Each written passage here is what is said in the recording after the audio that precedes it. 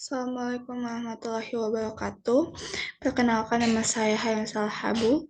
Di sini saya akan mempresentasikan materi peran masjid dalam membangun umat yang religius, spiritualistis, sehat rohani dan jasmani, cerdas emosional, intelektual dan spiritual, dan sejahtera. Pertama, pengertian masjid. Kata masjid merupakan isim yang diambil dari kata sujud. Bentuk dasarnya adalah sajadah, yasjudu. Al-masjid berarti tempat bersujud. Al-masjid berarti kening orang yang berbekas sujud. Al-misjad berarti al-humrah atau sejadah, yaitu tikar kecil yang dipakai sebagai alat sholat. Sebagian berpendapat bahwa al-masjid berarti rumah tempat bersujud, sedangkan al-masjid berarti mihrab di rumah-rumah atau tempat-tempat sholat di berbagai perkumpulan. Menurut Ibnu Al-Arabi, bentuk jamak dari masjid adalah masajid. Source-nya, ia tidak mengikuti wazan maf'il namun menyimpang dari aturan. Menurut Sibawaih, para ahli bahasa menggolongkan kata-kata al-masjid sebagai isim yang disenangkan kepada rumah, bukan bentukan dari il berwazan yaf'ilu. Menurut Al-Fura, kata al-masjid sama seperti maskan, bentuk dari il berwazan nasara, fa'ala yaf'ulu, ya baik sebagai isim maupun masdar. Menurut Al-Zuzas, semua tempat ibadah disebut masjid. Bukankah Rasulullah SAW pernah bersabda, dan kujadikan untukmu bumi sebagai masjid dan tempat yang suci. Masjid sebagai pusat ibadah. Kehidupan umat Islam yang tetap cenderung mempertahankan eksistensinya sebagai hamba Allah dengan memanfaatkan masjid sebagai sarana melaksanakan ibadah menunjukkan betapa peranan masjid sangat strategis, khususnya berkaitan dengan fungsinya sebagai pusat ibadah. Fungsi yang dimaksud adalah sebagai berikut.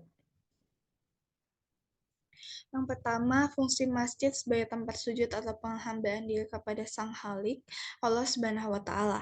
Dengan menjadikan masjid sebagai tempat berkumpulnya umat Islam mendirikan sholat fardu 5 waktu, serta sholat sunnah seperti tarawih, witir, dan lain-lain.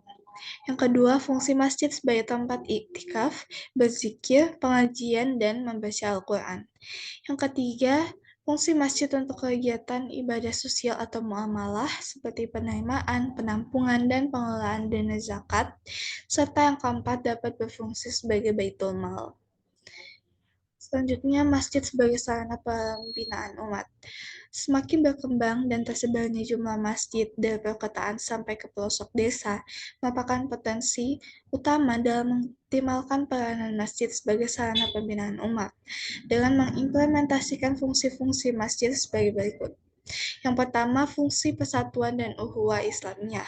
Maksudnya adalah dengan berkumpulnya umat Islam dalam rangka melaksanakan sholat jamaah di masjid akan mengarahkan segenap muslimin dan muslimat untuk semakin memperkokoh keutuhan, persatuan, dan persaudaraan atau ukhuwah Islamnya. Yang kedua, fungsi masjid sebagai pewaris nilai-nilai ajaran agama Islam dengan memposisikan masjid sebagai tempat pengajaran, pendidikan Islam, dan pengembangan ilmu. Yang ketiga, fungsi dakwah, yakni masjid dapat dimanfaatkan para dai, mubalik, dan mubalikat untuk memberikan fatwa atau nasihat agama kepada segenap umat Islam di sekitarnya. Yang keempat, sebagai penghimpun hasanah ilmu pengetahuan dengan menempatkan sarana perpustakaan. Yang kelima, masjid dapat berfungsi sebagai tempat bermusyawarah terhadap berbagai persoalan umat. Kesimpulannya, masjid merupakan tempat ibadah dalam agama Islam yang berasal dari kata sujud, menunjukkan tempat untuk bersujud kepada Allah Subhanahu wa Ta'ala. Fungsi masjid sebagai pusat ibadah meliputi tempat melaksanakan sholat, tempat iktikaf, berzikir, pengajian, dan membaca Al-Quran, serta tempat untuk kegiatan sosial dan muamalah seperti penerimaan dan pengelolaan dana zakat.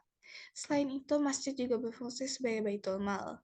Masjid juga berperan sebagai sarana pembinaan umat dengan fungsi-fungsi seperti memperkokoh persatuan dan persaudaraan umat Islam, menjadi tempat pewaris nilai-nilai ajaran agama Islam, tempat dakwah, sarana pengumpulan ilmu pengetahuan melalui perpustakaan, dan tempat untuk bermusyawarah terhadap berbagai persoalan umat. Demikian presentasi dari saya. Wassalamualaikum warahmatullahi wabarakatuh.